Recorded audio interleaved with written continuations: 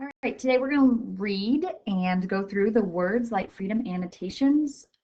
So you can do this in your book and take notes on paper, or you can do this on HMH, although I'm not sure how easy that will be to have this video and the HMH going at the same time.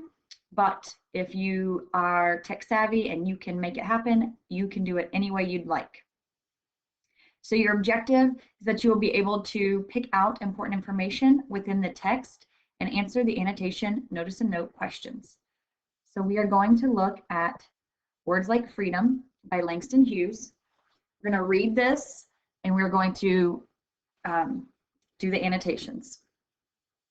Langston Hughes, background, he was born in 1902, he died in 1967. He began writing poetry as a child, but he didn't gain fame until he met a famous poet in a restaurant where Hughes was working. Hughes left several of his poems at the poet's table. The poet was impressed and helped introduce Hughes to a wider audience. Hughes became one of the most important voices in the Harlem Renaissance. Much of his work focuses on the experiences of his fellow African Americans who lived around him in Harlem. So we are going to be comparing this with A Voice, the poem that you read prior to spring break. As you read, note the poet's use of figurative language and identify details that help you make inferences about the speaker and that speaker's tone. Okay, so we're going to be thinking about the figurative language that's being used here. We're going to think about how the speaker's tone is being set with that language and what inferences we can make about the speaker. There are words like freedom, sweet and wonderful to say. One of my heartstrings, freedom sings. On my heartstrings, freedom sings all day, every day. So we're going to annotate. We're going to stop and annotate. Highlight the figurative language the speaker uses to describe freedom in line 3. So line 3 is right here, and it says, on my heartstrings, freedom sings. So we're highlighting the figurative language. And so it says that freedom is singing, and this is personification. We are personifying freedom by making it sing. What emotional effect does this figurative language create?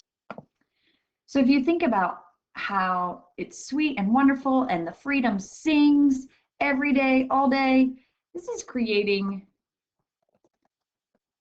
this personification is creating a feeling of joy, happiness maybe. How else could we describe it? Maybe emotional.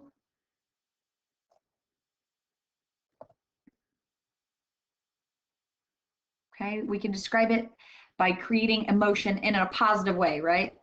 This has a positive emotion. So we talked about those connotations being negative and positive or neutral, and this feels positive to me.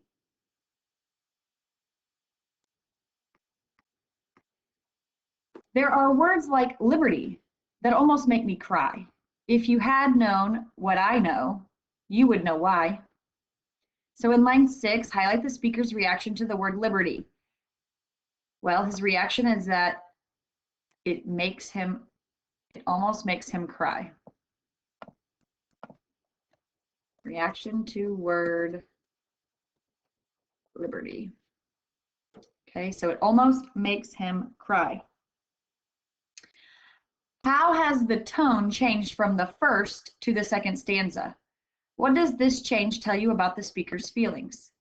So in the beginning, we were talking about it was a positive emotion, joyful, happy, right? And then it says almost makes me cry. And if you had known what I know, you would know why. So the second stanza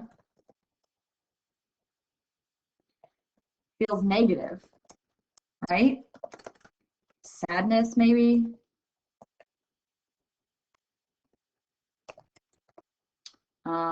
Sorrow, doubt, maybe, right? Because he's going to cry and there's something that we're not sure about.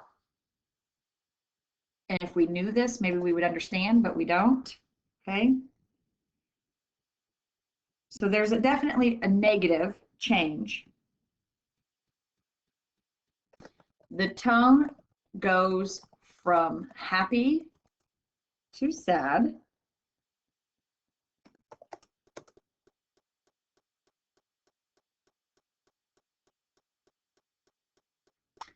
Okay, so we explained what the tone is in the second stanza. We're explaining how it changed from the first to the second. It's going from a happy tone to a sad tone.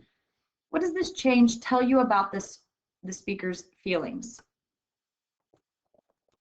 I think the speaker is reflecting on knowledge he has from people trying to fight for equality and liberty. So if you knew what he knew, you'd understand why. So if you went through the things that he went through and people like him to try to get to equality, we would understand the sadness of the word liberty.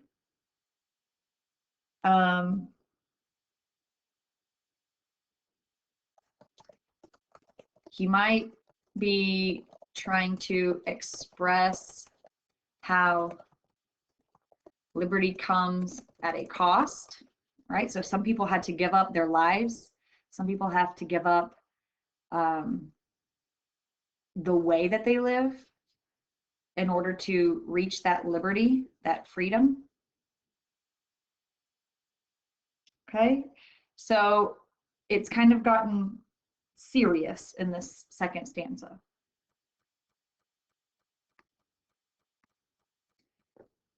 And then that's it. Those are all of our annotations. So this poem is much shorter than a voice. So you are going to think through this, make any other notes, thoughts, questions, read it a couple times, think about it. What do these words mean? What do they mean individually? What do they mean all together? What message is this author sending you? Okay. And then you'll work through annotating questions on Wednesday. All right, if you have questions, let me know, guys.